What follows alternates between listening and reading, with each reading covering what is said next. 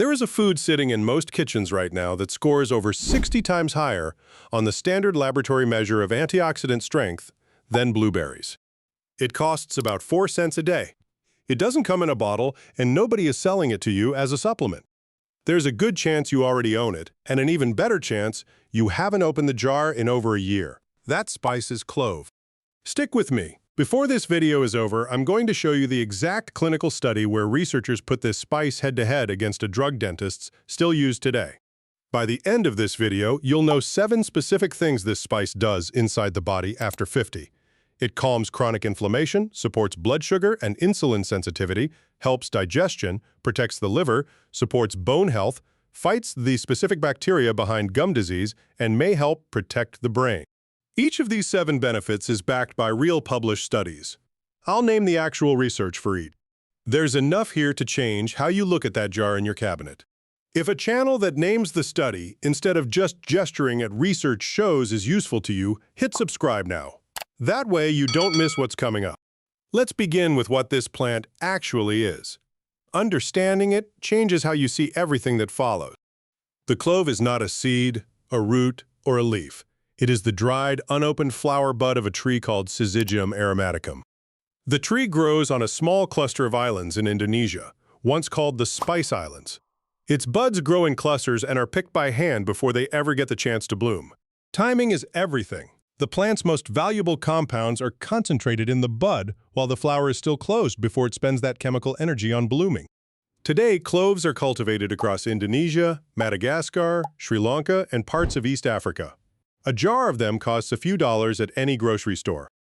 The compound responsible for nearly everything we are about to discuss is called eugenol.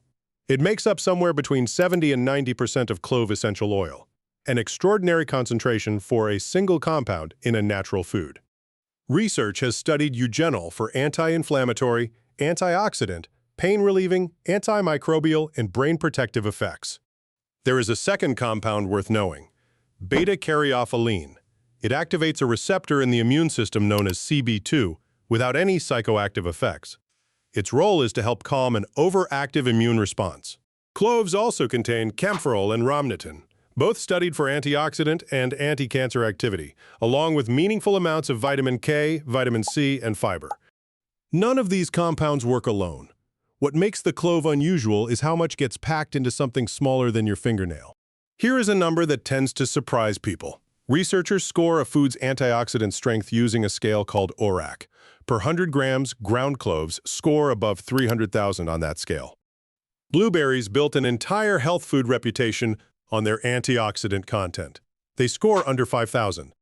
That's a massive gap. 2 whole cloves can carry roughly the antioxidant punch of a full cup of blueberries, and they're small enough to swallow in seconds. A food most people use once a year at the holidays is quietly outperforming the produce aisle's most famous superfood, and almost nobody knows it. This spice has a documented track record going back thousands of years. But what matters more is what it's doing for your body, specifically after 50. So let's get into that now. After 50, the body begins a set of shifts. Researchers describe this collectively as a slow change in baseline function. Inflammation rises, not the kind you feel from a sprained ankle. That kind is sharp, protective, and temporary.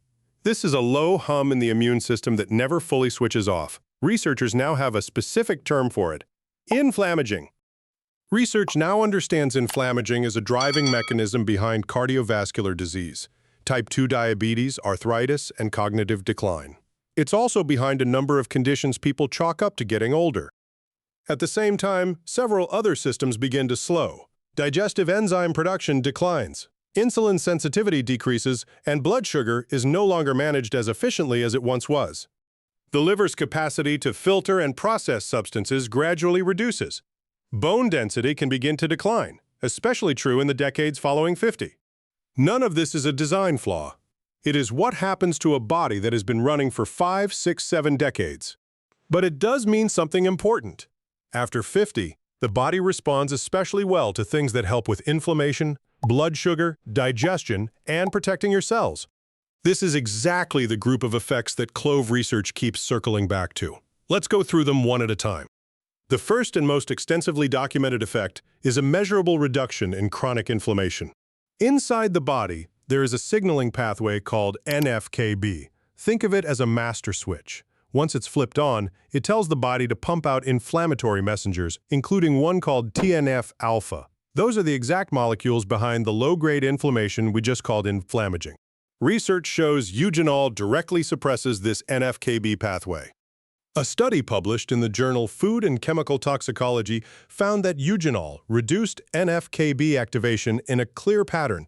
The more eugenol was present, the more the pathway quieted, along with a corresponding drop in those inflammatory messenger molecules.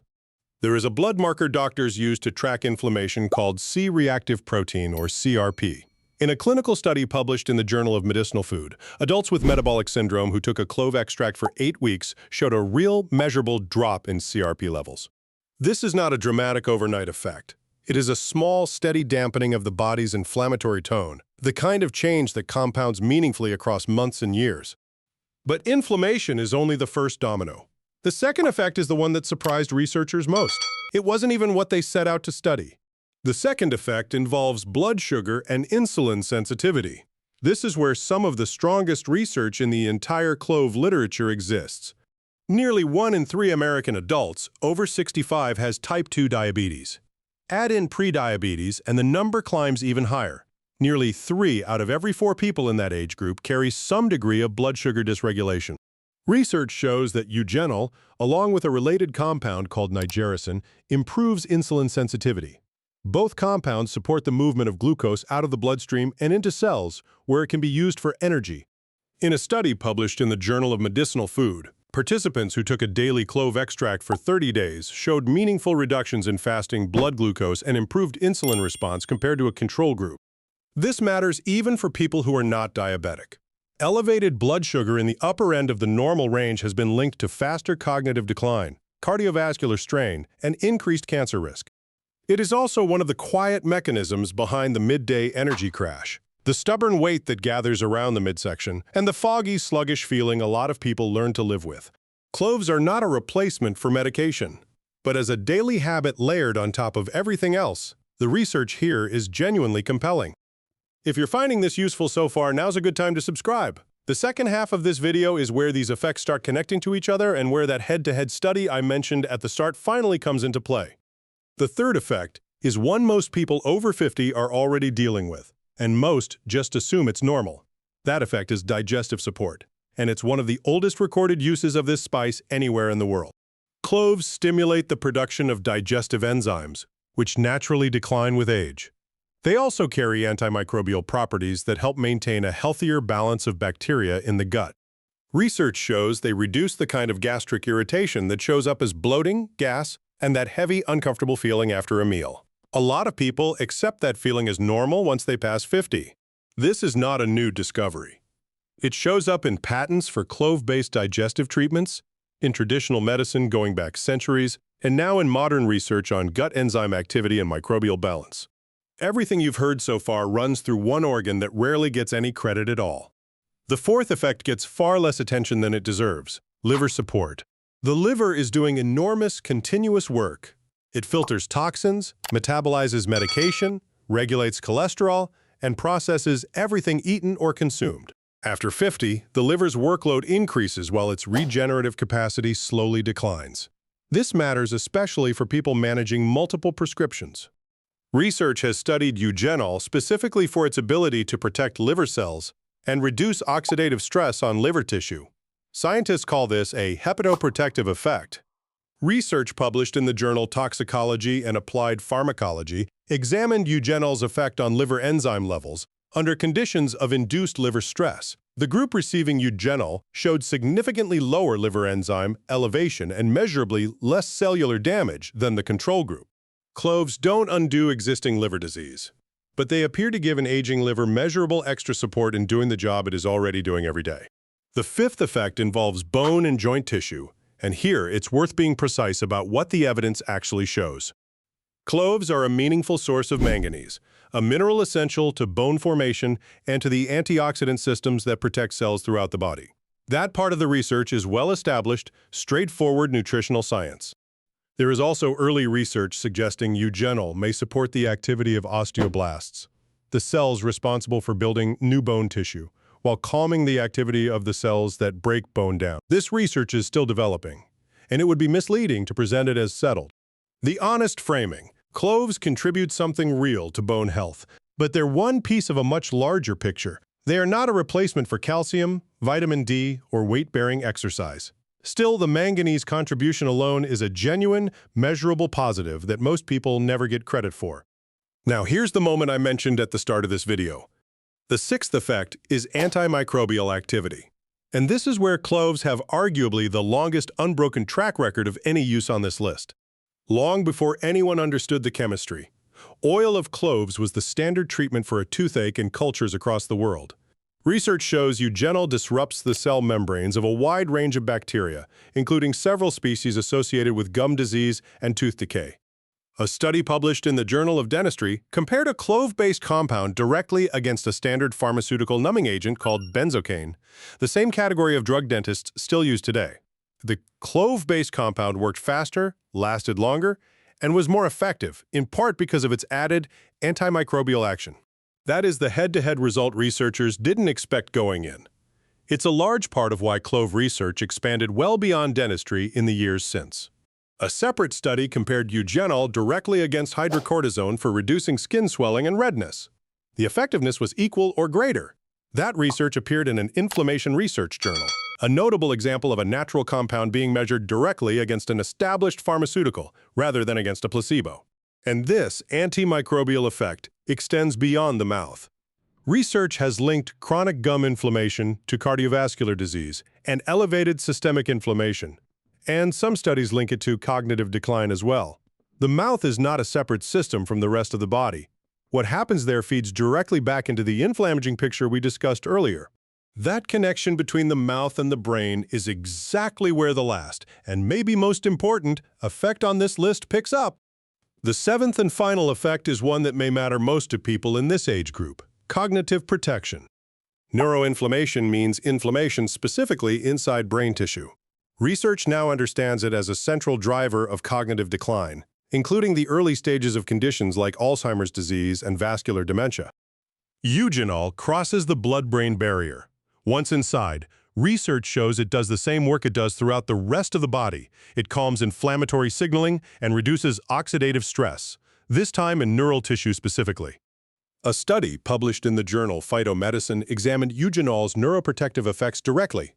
It found reduced markers of neuroinflammation and oxidative stress in brain tissue, along with protective effects against the kind of neuronal damage associated with cognitive decline. The researchers specifically noted the relevance of these findings for aging populations. It is worth being honest about where this research stands. Much of the work on eugenol and brain health is still in earlier stages, built on animal studies and cellular models rather than large human trials. What exists is a clear, consistent mechanism across multiple types of studies and a compound that has been consumed safely by people for thousands of years. The direction of the evidence is genuinely promising. The scale of human trial data is still catching up to it. Beyond what happens when cloves are eaten or brewed, there is a long tradition of using clove oil topically, and it draws on the same properties already discussed.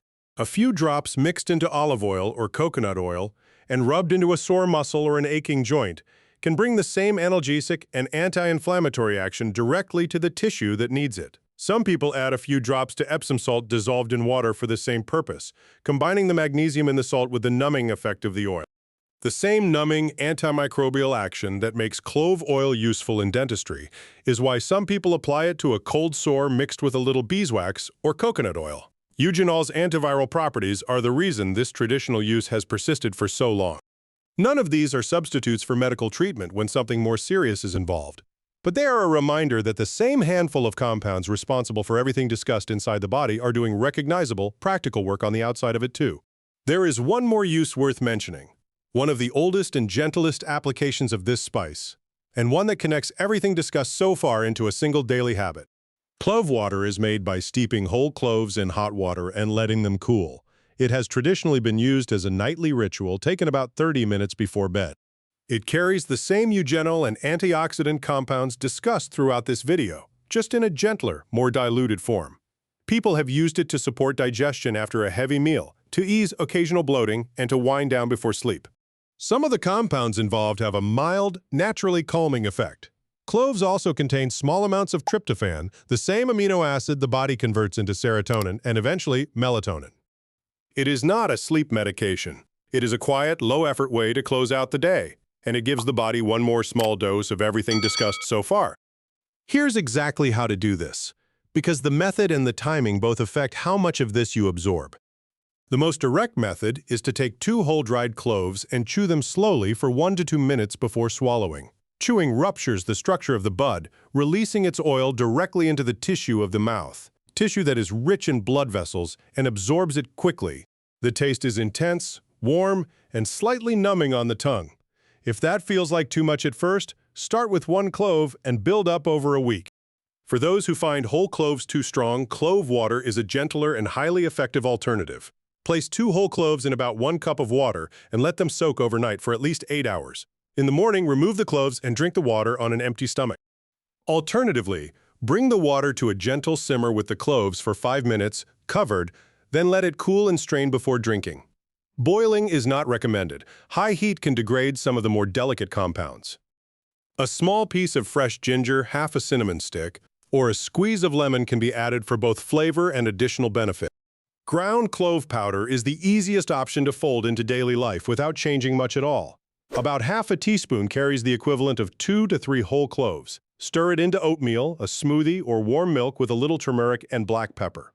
The one detail worth remembering: high cooking heat degrades eugenol. It's best added to food that is already cooked rather than exposed to prolonged high heat on the stove. For digestive benefits specifically, clove tea taken 15 to 20 minutes before a meal tends to work best. Lightly crush 2 whole cloves to crack them open, pour water just below boiling over them, and steep for 5 to 7 minutes before straining. Before making this a daily habit, a few groups of people should check with their doctor first. Eugenol has mild natural blood-thinning properties. If you take a prescribed anticoagulant such as warfarin or clopidogrel, tell your physician you are consuming cloves regularly so they can monitor your levels appropriately. If you have surgery scheduled, it is generally recommended to stop consuming cloves at least 2 weeks beforehand. People with existing liver disease should check with a physician before adding cloves as a daily habit. Very high doses, well beyond 2 cloves a day, have shown liver stress in animal studies. The research at the 2-clove level, though, is reassuring. Pregnant women should avoid cloves beyond normal culinary amounts. The safety of a daily therapeutic dose during pregnancy has not been established. For healthy adults over 50 without these specific concerns, 2 cloves a day sits well within the range studied in the research. It has also been part of ordinary dietary practice across multiple cultures for a very long time. Think back to where this started: a jar of something small, forgotten, and easy to overlook, sitting in a spice cabinet that may not have been opened since last Thanksgiving. Inside that jar is a compound identified in more than 1,000 peer-reviewed studies. Researchers have examined it for its effects on inflammation, blood sugar, the liver, digestion, bone tissue, oral bacteria, and the brain. A compound that physicians in ancient China were using for the same purposes, without any of this vocabulary, purely by paying close attention to what worked. 2 cloves a day will not reverse aging. Nothing does. But what the research consistently shows is a small, steady, cumulative nudge against the exact set of changes that tend to define the second half of life. None of that happens in a day. It happens the way anything durable happens, in the background, quietly, one small daily habit at a time. It is worth sitting with one detail before we close. The people who once traded gold for this spice never had a single laboratory measurement to justify the price they paid. They noticed, generation after generation, that it worked. Modern science did not discover cloves. It just finally caught up to something that had been sitting in plain sight, in kitchen cabinets, the entire time. Before you go, do 2 things. First, if this video gave you something you didn't know walking in, hit subscribe now. This channel exists specifically to keep digging up research like this on things you already own. Second, share it with someone over 50 who would want to know this. And if you found it interesting that something this powerful has been sitting forgotten in a kitchen cabinet, wait until you see what's coming next. In the next video, we're going to walk through several other everyday spices that carry a strikingly similar story. Ordinary, overlooked, and quietly backed by more research than almost anyone realizes. Subscribe now, so it's waiting in your feed the moment it's up.